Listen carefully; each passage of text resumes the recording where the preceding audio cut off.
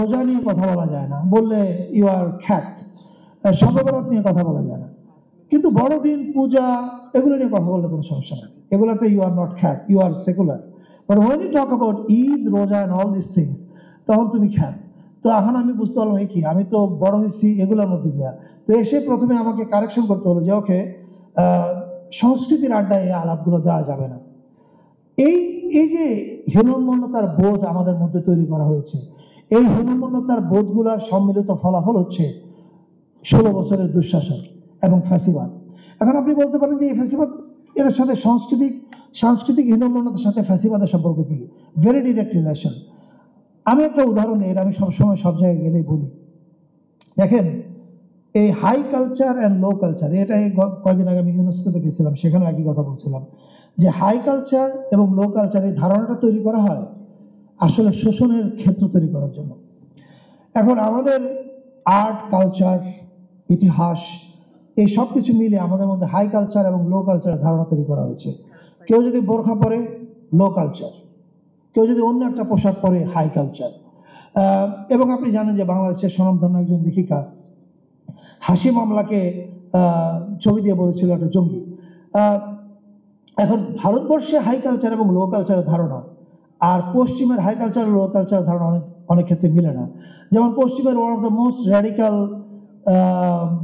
Politician আর feminist হচ্ছে Ilhan Mohammad, যে হিজাব করে। আবার আমাদের এখানে দেখেন, আমাদের হাই কালচার, লো কালচারওয়ালারা হিজাব করলে বলে এটা লো কালচার।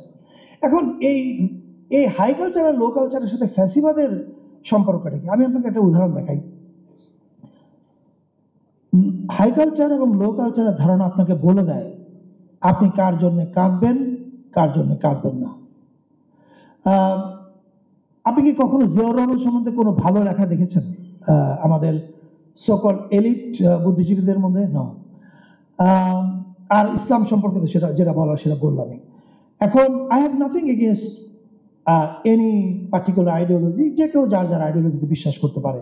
কিন্তু আপনি যখন অন্য একটা আইডিওলজিকে ছোট করেন, তখন যে ক্ষেত্রটা আপনি তৈরি করেন সেটা হচ্ছে এই যে আমাদের হাই কালচার, লো কালচারের বড় ভাইয়েরা আমাদেরকে শিখিয়েছেন বিএনপি ও এরা ক্যান্টনমেন্ট থেকে এসছে, ছি। যারা ইসলামপন্থী রাজনীতি করে বা ইসলামের রাজনীতি করে, এরা খ্যাত, ছি, এরা তো কনজারভেটিভ। এখন এইটা হওয়াতে কি হয়? এটা হওয়াতে যখন ইলিয়াস আলী গুম হয়ে যায়, আপনার মধ্যবিত্ত মন তখন কাঁদে না, কারণ আপনাকে মধ্যবিত্ত পত্রিকা শিখিয়েছে তুমি এদের জন্য কেঁদো না, এরা প্রগতিশীল না। যখন ব্যারিস্টার আরমান গুম হয়ে যায়, আপনি কাঁদেন না, কারণ আপনাকে মধ্যবিত্ত পত্রিকা, যেটা আপনার মন তৈরি করে, সে আপনাকে শিখিয়েছে তুমি আরমানের জন্য কেঁদো না, কারণ আরমান প্রগতিশীল না।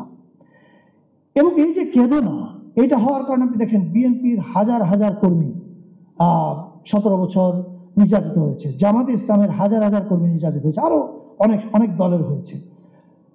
মধ্যবিত্ত রাস্তায় নামে নেই, কারণ মধ্যবিত্তর মন দখল করে রেখেছিল হাই কালচার এবং লো কালচারের প্যারামিটার। কিন্তু জুলাইতে দেখেন, আমি সবসময় বিএনপি, জামাত, এই দুই দলকে ধন্যবাদ জানাই যে জুলাইতে তারা একবারও বলে নেই যে আমরা এই আন্দোলনের আমাদের কর্মীরা আছে। যদি তারা কোনোদিন বলতো যে ঢাকা ইউনিভার্সিটিতে আমার কর্মীরা আছে এই আন্দোলনে, তাহলে এই আন্দোলন শেষ হয়ে যেত, আপনি মধ্যবিত্ত রাস্তায় নামতো না।